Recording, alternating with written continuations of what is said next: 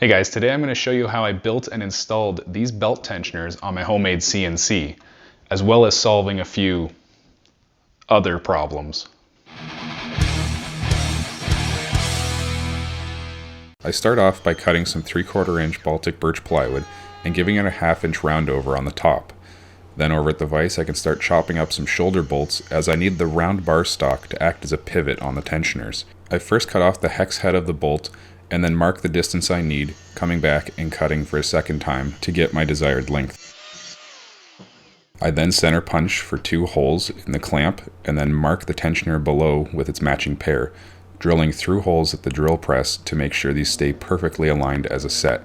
Then over at the router table, I can use a 1/2 inch bullnose bit to create a groove for the steel pin to rest. The steel pin is then roughed up on one side, as this is going to help for better adhesion with the epoxy. Mixing up some 5-minute epoxy, I simply use a small dowel to spread it on the tensioner as well as on the back of the steel pins, then pressing them both firmly together and letting them cure for about 30 minutes.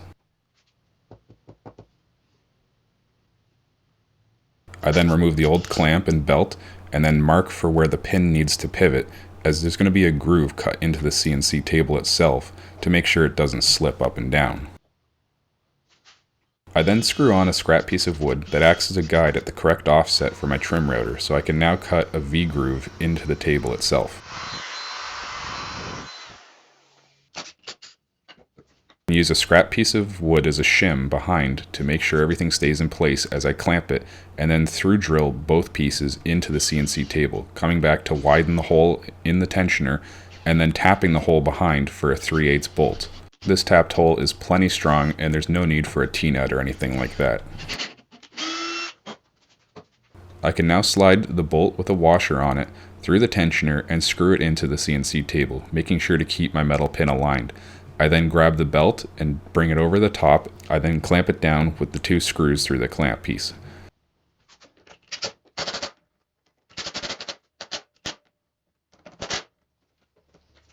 Now all that's left to do is start tightening the bolt and tensioning the belt.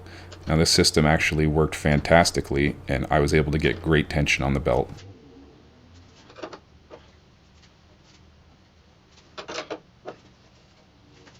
To install the belt tensioners on the X-axis, it's exactly the same process as the Y-axis and A-axis, except this piece needed a little bit of notching out as the cables kind of interfered.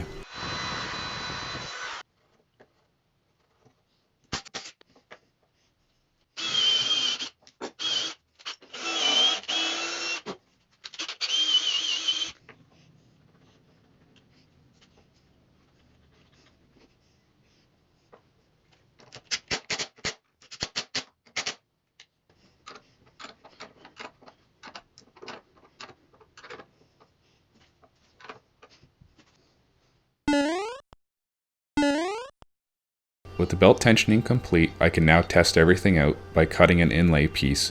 This will show us our gaps as I cut it out with a -0.010 of an inch offset, allowing us to see exactly where things are tight and not so tight.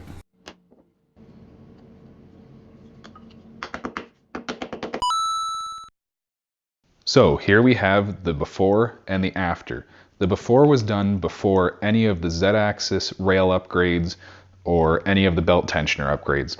It was also done with the original $30 Harbor Freight router, which ended up going bad on me in between these two.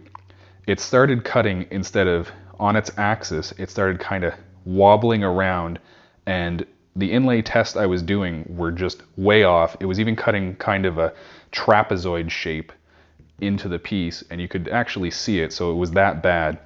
So that router had to go. I replaced it with a Makita $100 router. It does 30,000 RPM on the top end, 10,000 on the low end, and it's great. I recommend it to anyone building one of these CNCs from now on.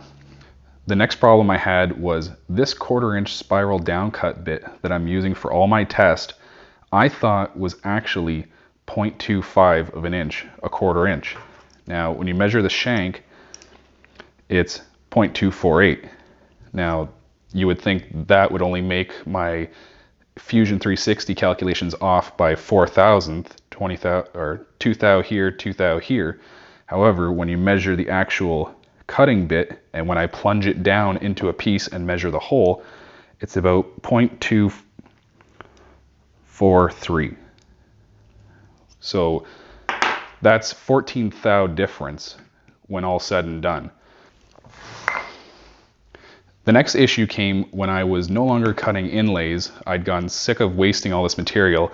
I was just cutting simple circles and squares and measuring and adjusting things, changing the backlash compensation, all that different stuff. Nothing was really working. I went and I measured just, you can see 1 inch, 2 thou. If I go and measure this, 0.988. So it's off 13 thou or so, 15 thou maybe. And actually these holes are very similar. The problem came on this set of cheap Mastercraft calipers. This edge, these edges are not parallel with these edges. These don't fully close up here. So when I'm going to measure on the inside, it's not the true value. It's off by about 10 or 15 thou. So let this be a lesson. Always check your tools because you can't really trust your $13 calipers. Now with that all said and done, after changing the router, changing my programming to match the right dimensions, not relying on calipers that are completely screwed, these are the kind of results we get with the Z-axis upgrade and the belt tensioners. I think this is a win, and I'm very happy with the results. Catch you on the next one.